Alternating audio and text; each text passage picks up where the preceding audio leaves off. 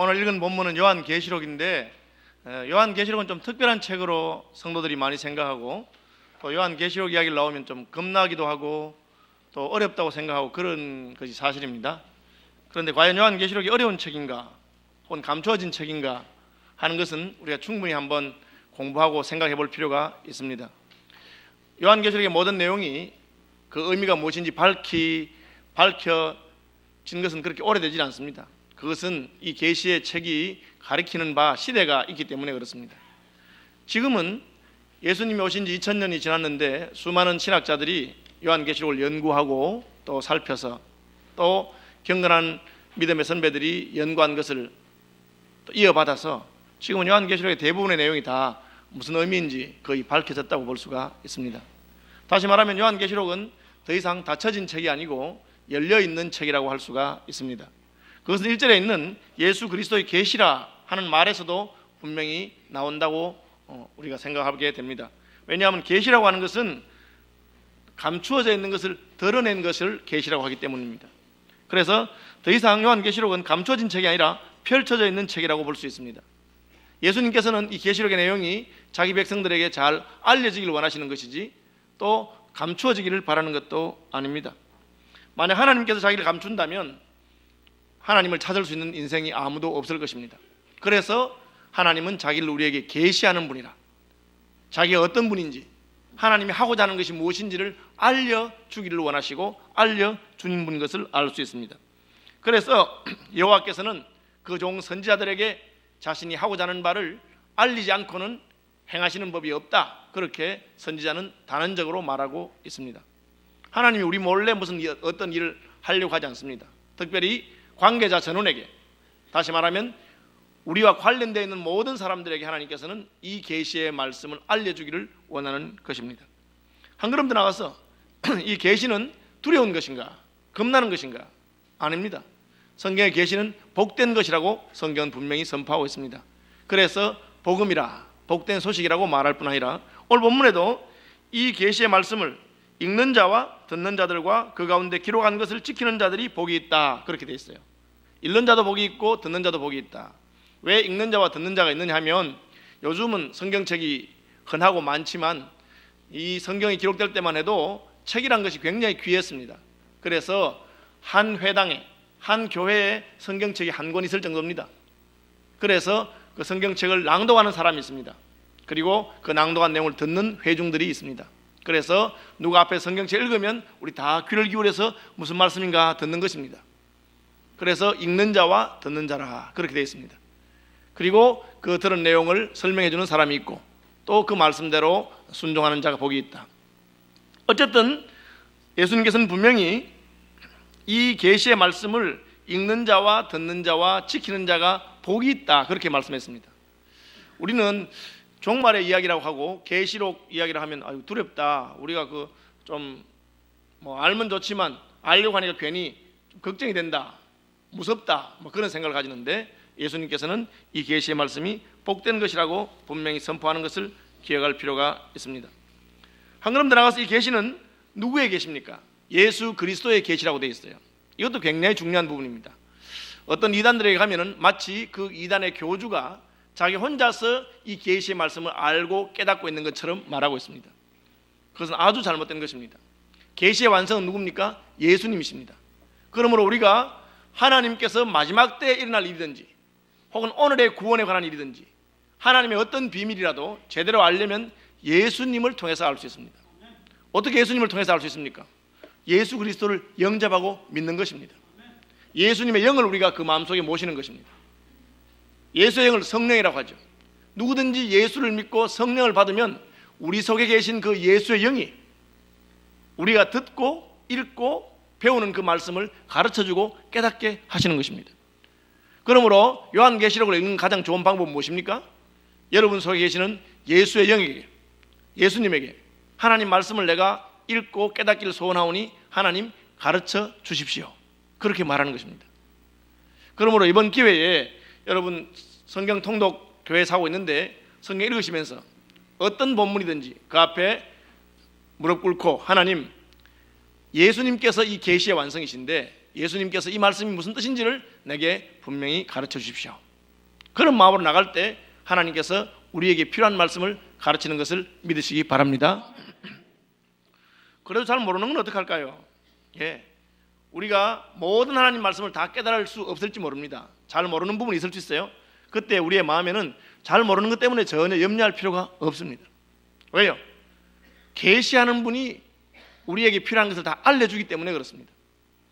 요한계시록에 보면 새하늘과 새 땅이라고 하는 말이 나옵니다. 거기서 무슨 신천지라고 하는 말이 나온지 모르겠어요. 하나님께서 이 땅과 이 하늘 말고 새하늘과 새 땅을 지으시는 분이십니다. 그러면 하나님께서 새하늘과 새 땅을 지으시면서 그 땅에 들어가 살 우리에게 자기가 어떻게 이 땅을 지을 것인가를 말하시지 않을 이유가 없습니다. 아버지가 살고 있는 집이 낡았습니다. 그래서 그 집을 부수고 새로 집을 지으려고 생각을 했습니다. 무엇부터 하겠습니까? 가족들 불러다가 설명하는 겁니다. 얘들아, 우리 집이 너무 낡아서 이제 집을 부수고 새로 지어야 되겠다. 공사가 5월 1일부터 시작되는데 그 전에 너희가 너희 짐을 다 정리해라. 그래서 구질구질하고 버릴 것은 다 버리고 꼭 필요하고 중요한 것은 다 모아서 잘 보관했다가 새 집을 지으면 그때 방을 하나 줄 테니까 그 방에다 넣으면 좋겠다. 그렇게 말하는 게 자연스럽지 않겠어요? 아버지가 집을 새로 짓는다고 하면서 가족들에게 말하지 않고 갑자기 한밤중에 누워 자는데 포크레인이 와가지고 막 집을 부숩니다. 그런 일이 있을 수가 없습니다. 사람들이 다치기 때문에 절대 그렇게 하지 않죠. 하나님께서 자기 백성들에게 하나님께서 앞으로 어떻게 천국을 만들어 가시고 종말에는 어떤 일이 있을 것인가 하나님이 자기 백성들에게 분명히 알려주십니다. 그래서 오늘 본문에도 보면 이 계시가 요한에게만 주어진 것이 아니라 1절 속히 일어날 일들을 그 종들에게 보이시려고 반드시 속히 일어날 일들을 그 종들에게 보이시려고 그의 천사를 그 종 요한에게 보내어 알게 하신 것이라. 그렇게 되어 있어요. 종이 있으면 종, 이 계시를 받은 종은 요한이죠. 그리고 종들이 있습니다.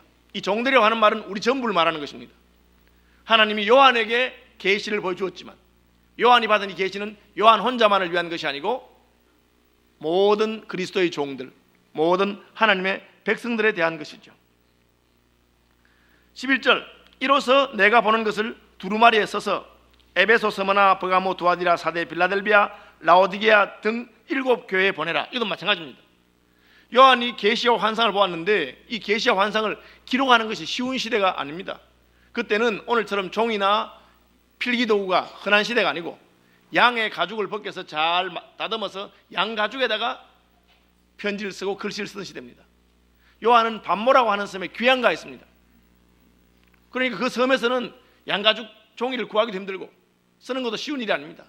아마 요한이 자기가 환상으로 본 것, 들은 것을 암송해서 잊어버리지 않도록 여러 번 암송하고 그래서 면회 오는 사람이 무슨 종이를 가져오고 하면 거기 받아서 썼을 가능성이 굉장히 많습니다. 혼자 아는 것이 아니고 왜 받아서 쓰는 것이 힘든 그런 시대인데 7교회에 전화를 했습니까? 그것은 예수님의 계시는 한 사람을 위한 것이나 특별한 사람을 위한 것이 아니라 모든 사람을 위한 것이기 때문에 그렇습니다.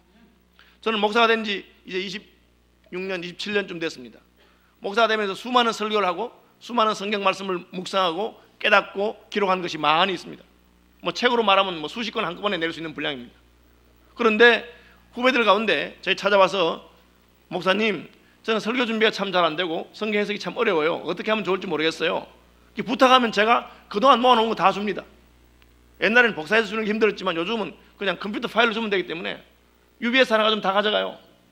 저는 한 번도 그걸 제 것이라고 생각한 적이 없습니다. 왜요? 하나님의 계시는 그 종이 받아서 모든 하나님의 종들에게 나누어 주기 위한 것이에요. 여러분 그걸 분명히 알아야 돼요. 그래서 단 한 가지, 책으로 낼 때는 그냥 내지 마라.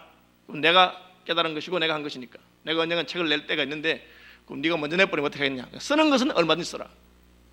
왜? 예수 그리스도의 계시이기 때문에. 요한이 받은 계시지만 그 종 요한에게 주어서 그리스도의 모든 종들이 그것을 깨닫고 알도록 하기 위한 것입니다.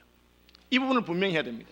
그래서 제대로 된 바른 교회는 그 교회가 깨달은 바 모든 교리나 교훈이나 성경 해석을 책으로 출판하고 누구든지 물으면 알 수 있도록 다 나눠줍니다. 그런데 이단 교회나 이상한 사이비 교회는 가면 절대 안 가르칩니다. 여기 와서 자기들한테 와서 직접 듣고 자기들한테 배우라고 그렇게 말합니다. 잘못된 것이죠.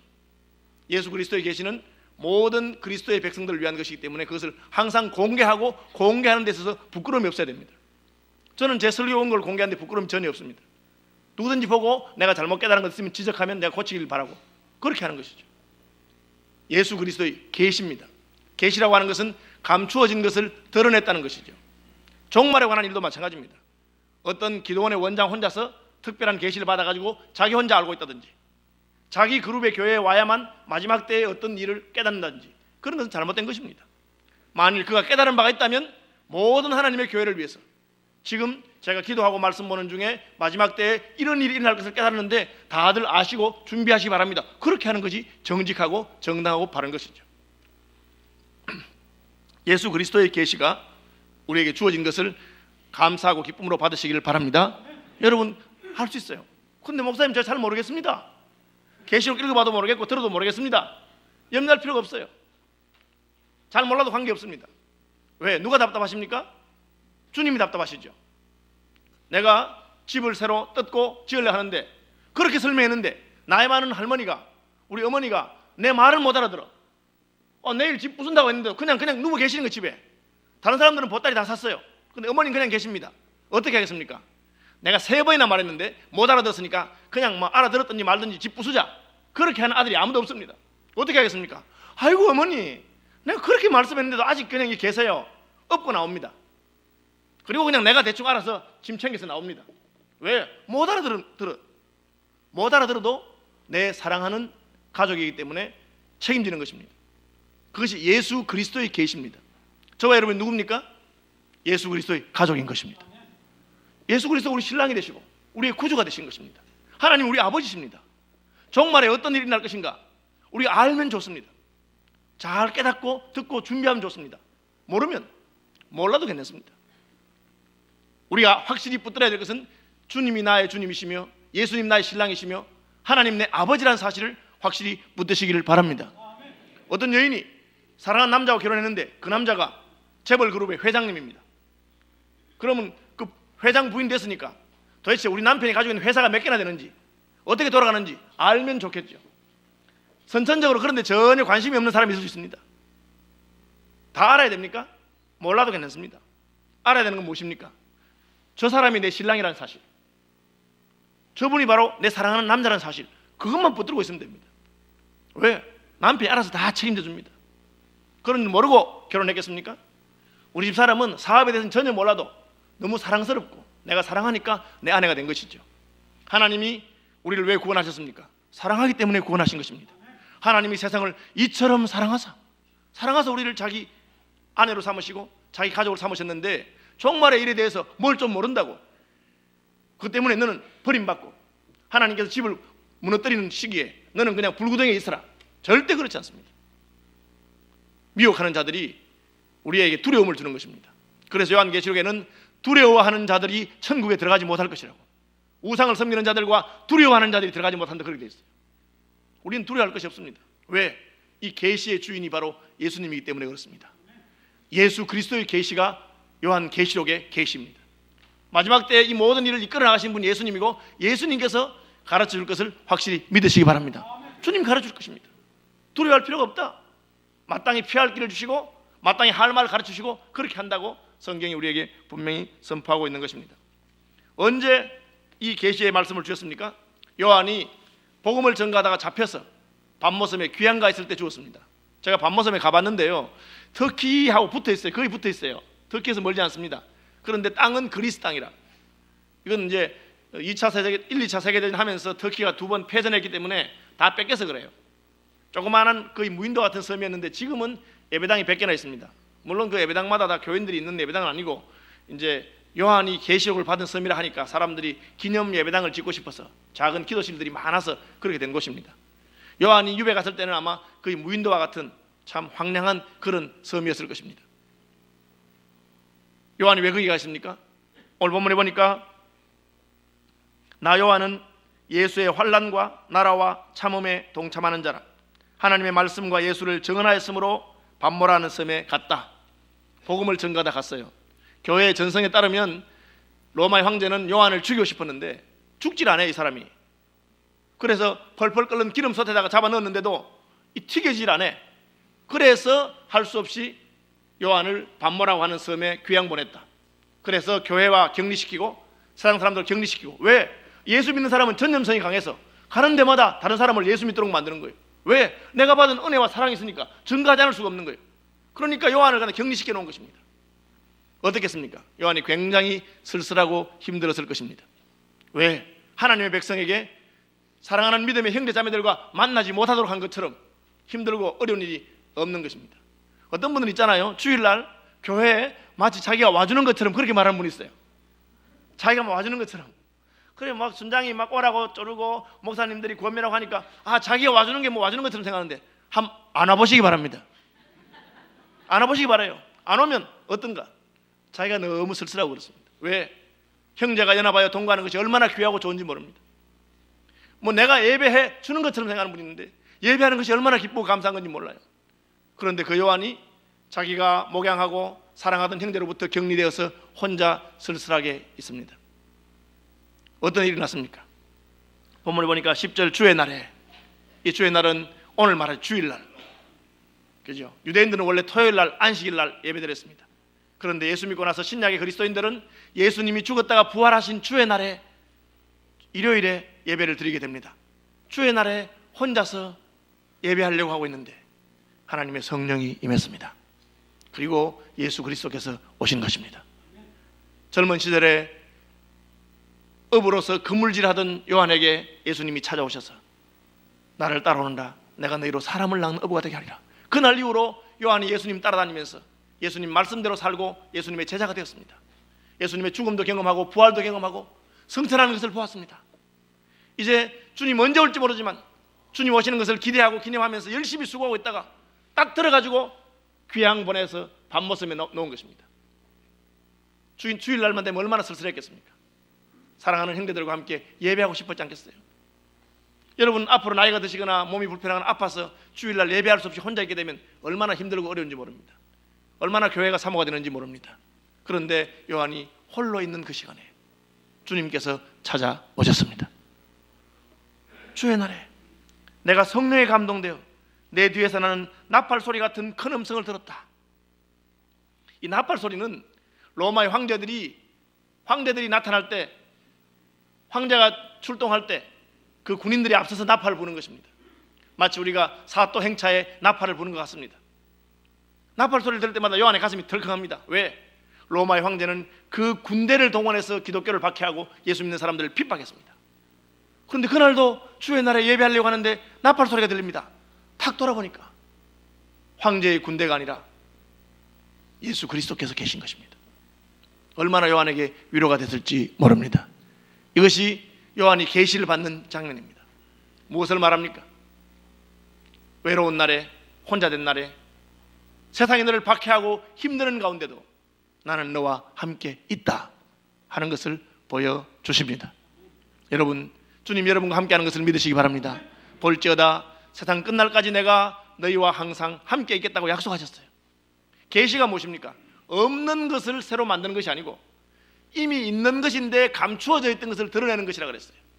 성령이 임하니까 주님이 내 등 뒤에 계시는구나 하는 것을 깨닫게 되었죠. 우리 복음성가 가운데 나의 등 뒤에서 나를 도우시는 분, 주의 날에 예배하고자 섰을 때, 주의 날에 주의 성령이 내게 임했을 때 요한의 귀가 열리고 요한의 눈이 열려서 예수께서 거기 계신 것을 보게 되었습니다. 여러분의 인생살이 가운데 주님 여러분과 함께하는 것을 깨달으시기를 바랍니다. 주의 성령이 임할 때 우리가 그걸 볼 수 있어요. 다윗은 성령이 충만하여 시편 23편을 기록하면서 내가 사망의 음침한 골짜기를 다닐 때에도 주께서 나와 함께 하신다. 주의 지팡이와 막대기가 날 안위하신다. 내가 해받는 것을 두려워할 필요가 없다. 그분이 나와 함께 하시기 때문이라. 예수님의 마지막 약속이 무엇입니까? 볼지어다 세상 끝날까지 내가 너희와 항상 함께 있겠다. 여러분, 예수 믿는 사람들은 이 약속을 가진 사람들입니다. 그러므로 종말의 환난의 시간을 아무리 지나가도 우리가 두려워할 것이 전혀 없습니다. 왜요? 주님이 우리와 함께 하시기 때문에. 주의 성령의 충만한 가운데 예수께서 우리를 붙들고 계시는 것을 믿으시기 바랍니다. 두려워할 필요가 없어요. 뭐 666이라느니 마지막 때에 무슨 7년 대환란이라느니 무슨, 물론 그런 것이 얼마든지 있을 수 있습니다. 그러나 비록 사망의 음침한 골짜기를 지날지라도 음부와 사망의 열쇠를 예수께서 가지고 계시는데, 그분이 열지 않으면 사망의 문은 열리지 아니하고 그분이 열지 않으면 음부의 문은 열리지 않습니다. 내가 이 교회를 세우리니 음부의 권세가 이기지 못할 것이라 그랬어요. 절대 예수 믿는 사람은 사탄을 두려워할 필요가 없습니다. 사시고 참되신 하나님을 두려워하고 다른 어떤 것도 두려워하지 않는 믿음의 사람들이 되시길 바랍니다. 예수를 두려워하지, 주님을 두려워하지, 무슨 귀신을 두려워하고 환난을 두려워하고 핍박을 두려워하겠습니까? 마지막 때 무슨 환난이 온다고 해서 두려워할 이유가 전혀 없습니다. 왜? 환난이 약한 것이 아니라 그 환난 가운데도 주님이 나와 함께 하시기 때문에, 그 귀양살이 유배지 가운데 고독하고 외로운 가운데 주의 날에 혼자 예배할 수밖에 없는 시간에 주 예수께서 요한의 등 뒤에 서 계신 것을 그는 보게 된 것입니다. 요한이 발견한 예수님은 어떤 분이셨습니까? 오늘 본문에는 크게 두 가지를 말하고 있는데, 하나는 그분이 왕이신 것을 보여주고 있습니다. 나팔 소리와 함께 나타났습니다. 로마의 황제처럼 그 군대와 군병을 거느리고 나타난 분입니다. 주님께서는 로마 황제가 세상을 통치하는 것처럼 보이지만 사실은 예수께서 세상을 통치하는 분이신 것을 말하고 계십니다. 여러분, 이걸 확실히 알아야 됩니다. 임금들이나 권세 잡은 자들이나 재벌들이 이 세계를 움직이는 것처럼 보입니까? 믿는 자는 하나님께서 이 모든 세계를 움직이는 분인 것을 아시기를 바랍니다. 저는 그렇게 말했어요. 그렇죠? 하나님의 나라를 다스리는 분 예수님이십니다. 그래서 예수님 복장이 황제의 복장이에요. 그 복장이 왕의 복장인 것입니다. 어떤 일이 나더라도 두려워할 필요가 없습니다. 구약 성경 열왕기에 보면 엘리사라고 하는 선지자가 도단성에 있는데 아람 나라의 군대가 도단성을 포위해서 엘리사를 잡으려고 왔습니다. 그 엘리사의 사환이 아침에 일어나서 깜짝 놀라서 선생님 큰일 났어요. 왜 그래? 지금 아람 나라의 군대가 우리 성을 포위했는데 우리 이제 죽었어요. 그때 선지자 엘리사가 이렇게 말했습니다. 하나님, 저 어리석은 자의 눈을 한번 열어주십시오. 우리와 함께한 자의 숫자가 저들과 함께한 자의 숫자보다 많은 것을 하나님 보여주십시오. 선지자가 그렇게 간구하니까 하나님이 그 사환의 눈을 열었는데 온 성에 불말과 불병거가 가득한 것을 보게 되었습니다. 로마가 기독교를 박해하고 핍박하던 시대에, 그 로마의 기병들과 군병들이 교회를 핍박하던 시대에 예수 그리스도께서는 천군 천사와 함께 나팔 소리와 함께 하늘의 왕의 모습을 보여주신 것입니다. 여러분, 이 믿음을 가지고 있어야 세상 살아가는 동안에 예수 믿기 때문에 핍박을 당하거나 예수 믿기 때문에 억울함을 당하거나 혹은 세상의 부정한 권력과 권세에서 핍박을 당할 때도 우리가 낙심하지 않을 수 있는 것은 조금만 더 기다리면 선악간에 온전하게 바른 재판하실 분이 오시는데 그분이 바로 예수 그리스도이신 것입니다. 우리의 왕이십니다. 그분이 재판할 것입니다. 그러므로 우리는 담대함을 가지고 있습니다. 저는 속이 상하는 게, 북한에 김정은이가 이제 3대 세습을 했는데 제가 기도를 많이 했어요. 하나님, 아니 2대도 창피한데 무슨 3대입니까 이게? 무슨 대를 충성합니까? 좀 이거 안 하면 좋겠다 그랬는데 결국은 이어봤더라고요. 그래서 저는 뭐 데려가는 귀신도 없나 별 생각을 하고, 목사 이런 생각하면 안 되는데 막 별별 생각이 나더라고. 마음이 상했어요. 그러다가 제가 깨달은 것은 저렇게 나쁜 짓 하고 평생 잘 살고 그냥 고이 가면 되겠나 이런 마음이 드는데 아니라 재판받을 날이 있을 것입니다. 하나님의 보좌 앞에서 심판받을 날이 있을 것입니다. 여러분, 그걸 아시기 바랍니다. 누가 왕이십니까? 예수님이 왕이십니다. 예수께서 반드시 선악간에 그 행한 대로 심판하십니다. 로마의 황제가 아니라 예수가 왕이신 것을 믿으시기 바랍니다. 예. 성령으로 말미암지 않고는 예수를 주시라 할 수 없나이다. Jesus is the Lord. 이 주라고 하는 말이 그냥 주라니까 우리 감이 안 오는데 그 로마 시대의 어법은 왕이란 뜻이에요.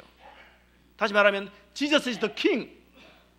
로마의 황제들은 내가 왕이고 내가 주다. 황제를 왕이라고 하고 황제를 주라고 해라 그랬는데 예수 믿는 사람들은 아니요, 황제가 주가 아니라 Jesus is the Lord. 예수님이 주님이십니다. 그래서 예수님을 주라고 하면 다 잡아주겠어요. 그러니까 성령으로 말미암지 않고는 예수를 주시라 할 수 없나이다. 요한계시록의 메시지는 분명합니다. 예수님이 왕이시고 예수님이 주시고 그분이 다시 심판하러 오실 것이다. 아멘. 주 예수여 오시옵소서. 그걸 기다리는 소망의 책인 것입니다. 그리고 또 하나 요한이 발견한 것은 예수께서 자기 교회를 돌보고 계시다는 것입니다. 자기 교회를 돌보고 계시다는 것입니다. 요한계시록에 보면 참 재밌는 표현이 하나 있는데, 요한이 천국을 봤는데 천국에 가니까 바다가 없더라, 그런 말이 있어요. 여러분, 천국에 가니 황금길이 있고 생명나무가 있고 좋은 게 있다, 진주문이 있다, 뭐 이런 건 다 이해가 되는데 바다가 없다, 뭐 없다, 그런 말은 참 쉬운 게 아니잖아요. 서울시민교회 가면 피아노도 있고, 뭐 서울시민교회 가면은 오르겐도 있고, 서울시민교회 가면은 드럼도 있다, 뭐 이런 거 쉽잖아요. 서울시민교회 가면은 야구 클럽은 없다, 여러분 됩니까? 있겠습니까? 없겠습니까? 서울시민교회 야구 클럽이 있겠습니까? 뭐 그런 거 말하는 사람 없잖아요. 혹시 자기가 프로야구 선수든지 야구 감독이면 널 보고 여기는 뭐 야구 클럽도 하나 없나, 이렇게 하지 않겠어요? 있습니다, 우리 교회도. 예, 교역자실에 가면 있습니다. 예. 요한이 왜 바다가 없다고 했을까? 그는 섬에 갇혀 있었기 때문에. 뻔히 보여, 육지가. 바다만 없으면 그 육지에 가면은 사랑하는 성도들이 있는 교회입니다. 아마 주일마다 바다가 육지라면 내가 가서 믿음의 형제를 만날 건데, 그런 생각했을 것 같아. 그러니까 천국에 딱 보니까 천국에 바다가 없는 거야. 바다가 다시 있지 않더라, 그렇게 말한 것을 보게 됩니다. 그런데 요한이 예수님 만나니까 내가 가서 돌보지 못하지만 예수께서 7 금촛대 사이로 자기 교회를 돌보고 계시는 모습을 보여주었습니다. 여러분, 그리스도께서 교회의 머리이신 것을 믿으시기 바랍니다. 그리스도께서 교회를 붙들고 계시는 것입니다. 목사가 잘해서가 아니에요. 우리가 무슨 충성해서 내가 잘하기 때문에 서울시민교회가 이만큼 됐다고 생각하는 사람은 어리석은 사람입니다. 물론 주님이 우리의 수고와 충성을 받으신 줄로 저는 믿습니다. 그러나 우리의 수고와 충성 때문이 아니라 예수 그리스도의 피값으로 피 흘려 사신 교회이시기 때문에 예수 그리스도께서 자기의 몸인 교회를 돌보시고 계시는 것을 믿으시기 바랍니다. 그걸 믿어 우리가 낙심하지 않는 거예요. 도대체 환난의 날에, 종말에 우리가 얼마나 믿음이 있어야 그 환난을 이기고 믿음으로 승리할 수 있겠습니까? 여러분 자신 있습니까? 아무도 자신 있다고 할 사람이 없습니다. 그러나 성경은 우리가 예수를 붙드는 것이 아니라 예수께서 우리를 붙들고 계시다. 주님이 그 교회를 붙들고 계시기 때문에 음부의 권세가 이기지 못하는 것을 믿으시기 바랍니다. 내가 믿음이 좋아서 주님을 붙든 것이 아니라 주님이 나를 사랑하셔서 나를 붙들고 계신다고 말하고 있습니다. 그래서 바울은 내가 그리스도 예수께 붙잡힌 바 된 그것을 붙들려고 표대를 향해서 달려나간다, 그렇게 되어 있어요. 예수 그리스도가 나를 붙들고 계시기 때문에 내가 붙잡힌 바 된 그것 때문에 내가 주님께로 나아갈 수 있는 것을 믿으시기 바랍니다. 그러므로 계시록 강해하고 하면서 마지막 때에 무슨 우리에게 두렵게 하고 우리를 겁나게 하는 바른 교훈이 아닙니다. 환난이나 핍박이나 기근이나 위험이나 적신이나 칼이나 어떤 두려움이 있을지라도 내가 잘 믿어서가 아니라 그리스도의 사랑이 우리를 붙들고 계시기 때문에 우리는 그 붙잡힌 바 된 것을 붙들려고 하기 때문에 승리하는 줄 믿으시기 바랍니다. 환난의 날에, 외로운 날에 여전히 주님 우리와 함께 계십니다. 그분이 우리의 신랑이시오, 그분이 우리의 구주인 것을 붙드는 믿음의 사람들이 되기를 바랍니다. 우리 한 1분만